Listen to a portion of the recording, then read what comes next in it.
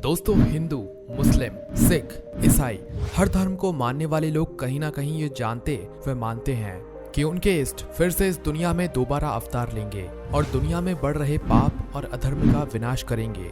ठीक इसी प्रकार आज हम बात करेंगे सनातन धर्म की पौराणिक भविष्यवाणी कल्कि अवतार के बारे में।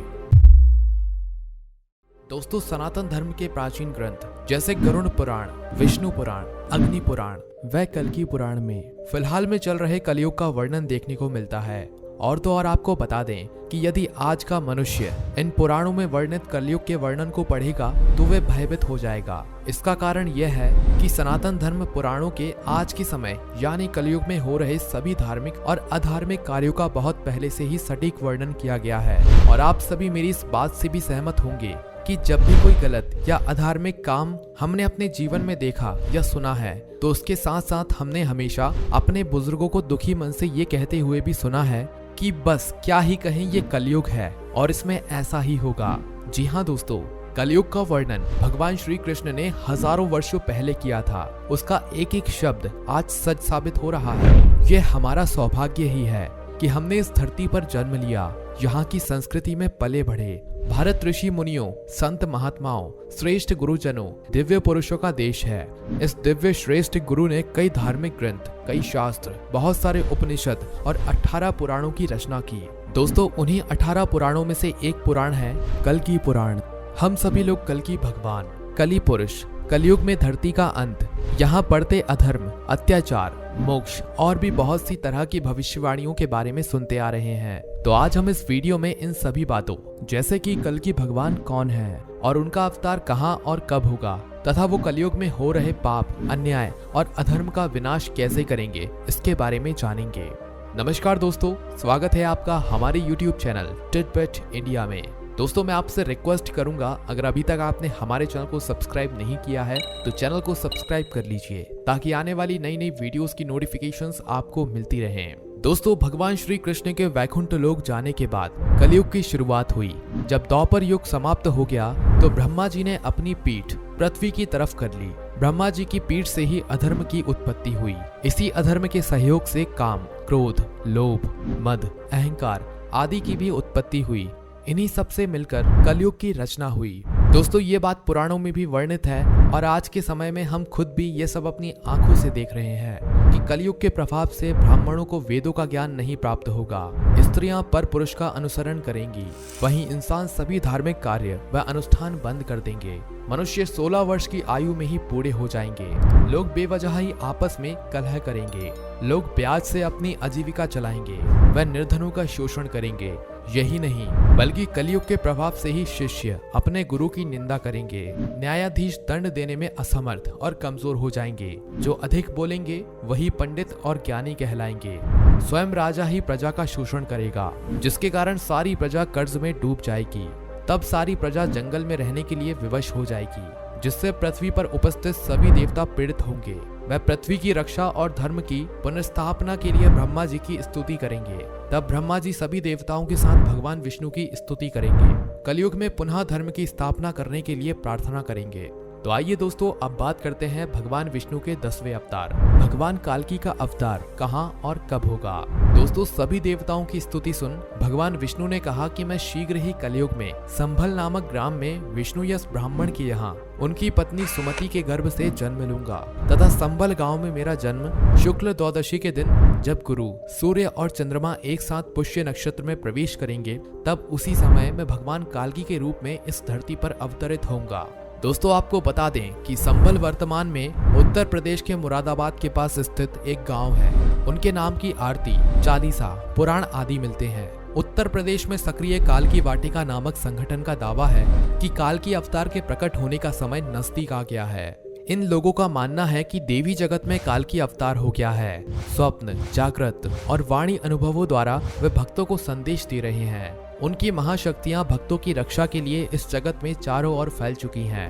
अब बस उनका केवल प्राकट्य शेष है। लेकिन दोस्तों, पौराणिक मान्यताओं के अनुसार कलयुग 4,32,000 वर्ष का है, जिसका अभी प्रथम चरण ही चल रहा है। कलयुग का प्रारंभ 3102 ईसा पूर्व से हुआ था, जब 5 ग्रह मंगल, बुध, शुक्र, बृहस्पति और शनि मेष राशि पर 0 डिग्री पर हो गए थे। इसका मतलब 3102 और 2017, जो कि कुल 5119 वर्ष कलयुग के बीत चुके हैं और 4,26,851 वर्ष अभी बाकी हैं। अब दोस्तों ये कितना सच है कितना नहीं, ये अभी ज्ञानी लोगों के मंथन का विषय है, लेकिन आपकी इस पर क्या राय है हमें कमेंट बॉक्स में कमेंट करके बताइएगा। चलिए दोस्तों वीडियो में आगे बढ़ते हैं कल की अवतार और उससे जुड़ी सभी भविष्यवाणियों की ओर। दोस्तों भगवान विष्णु के इस धरती पर आते ही स्वयं गंगा जी उनका अभिषेक करेंगी। सभी लोग वेदों का अनुसरण करेंगे। सहृदय ब्राह्मण विष्णु यश पुत्र के नामकरण के लिए यजु और सामवेदी ब्राह्मणों को आमंत्रित करेंगे। भगवान कल्कि के बालक रूप का दर्शन करने के लिए सप्त चिरंजीवी भिक्षुक का भेष बनाकर संभल ग्राम में आएंगे। दोस्तों माता सुमति के पालन पोषण से भगवान काल्की दिन प्रतिदिन शीघ्रता से बड़े होंगे और भगवान काल्की के अलावा उनके 3 बड़े भाई कवि, राग और सुमंत्रक भी होंगे तथा इनके बड़े होने पर पिता विष्णु यश उन्हें ब्रह्म संस्कार, उपनयन और सावित्री का श्रवण कराएंगे। इसके बाद ये सभी वेदों का अध्ययन करेंगे। दोस्तों काल्की पुराण के अनुसार जब भगवान कल्कि घर से गुरु की तलाश में गुरुकुल की ओर निकलेंगे, तब महेंद्रगिरी पर्वत पर रहने वाले परशुराम उन्हें अपने आश्रम ले जाएंगे। परशुराम उन्हें बताएंगे कि वह रघुवंश में जन्मे जमदग्नि के पुत्र हैं। वह वेदों को जानने वाले और युद्ध विद्या में निपुण परशुराम हैं। उन्होंने कई बार इस धरती को क्षत्रियों से विहीन कर ब्राह्मणों को दान में दे दिया है। आप मुझे धर्म पूर्वक अपना गुरु मानो, मैं आपको वेद तथा युद्ध की शिक्षा दूंगा। परशुराम उन्हें बताएंगे कि वह कई वर्षों से महेंद्रगिरी पर्वत पर उनकी प्रतीक्षा में तपस्या कर रहे हैं। आप यहाँ अपने वेदों का अध्ययन कीजिए। तब भगवान काल्की वेदों का अध्ययन करेंगे, साथ ही 64 कलाओं का ज्ञान प्राप्त कर संपूर्ण विद्या में पारंगत होंगे। इसके बाद परशुराम से कहेंगे कि जिस दक्षिणा के देने से मुझे सर्व सिद्धि की प्राप्ति हो, जिस दक्षिणा की प्राप्ति से आप संतुष्ट हो, वह दक्षिणा मुझे बताइए। इस पर परशुराम जी भगवान कल्कि से कहेंगे, आप स्वयं भगवान विष्णु के अवतार हैं। आपने मुझसे वेदों व युद्ध की शिक्षा प्राप्त की। अब आप भगवान शंकर से अस्त्र शस्त्र प्राप्त कीजिए। इस धरती से अधर्म और काली का नाश कर धर्म की स्थापना कीजिए। यही मेरी गुरु दक्षिणा होगी। भगवान कल्कि परशुराम से आशीर्वाद ले भगवान शंकर के पास अस्त्र शस्त्र प्राप्त करने के लिए जाएंगे। तब भगवान कल्कि बिल्केश्वर महादेव मंदिर पहुंचेंगे, जहां महादेव का विधिवत पूजन कर उनका हृदय से ध्यान करेंगे। शस्त्र प्राप्ति के लिए स्तुति करेंगे, फिर शिव स्तोत्र की रचना करेंगे। भगवान कल्कि के शिव स्तोत्र को सुनकर भगवान शंकर मां पार्वती के साथ वहां प्रकट होंगे।